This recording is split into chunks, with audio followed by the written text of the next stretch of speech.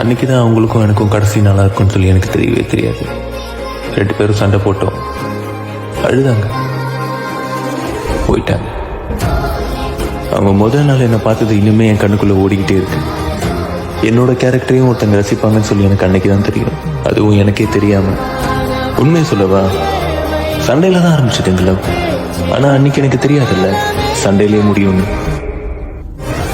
என்னை ஒருத்தங்களுக்கு இவ்வளோ பிடிக்குமா அப்படின்னு அன்னைக்கு தான் நான் யோசித்தேன். ஆனால் எப்போவுமே ஸ்மூத்தாக அதே மாதிரி போய்கிட்டே இருக்க முடியாதுல்ல.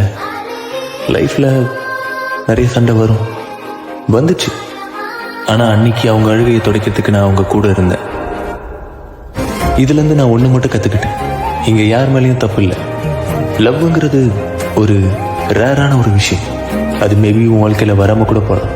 அப்படி ஒரு ரேரான விஷயம் நம்ம லைஃப்பில் வந்து நம்ம அதை ஒழுங்காக வேல்யூ பண்ணலன்னா யார் மேலே தப்பு? அதோட வேல்யூ இருக்கும்போது தெரியாது, நம்ம அதை தொலைச்சதுக்கு அப்புறம் தான் தேடுவோம். யாரையும் குறை சொல்லாத, இது நாமளா தேடி போனது. அதனால அவங்க இருந்தாலும் விட்டுட்டு போனாலும் அதுக்கு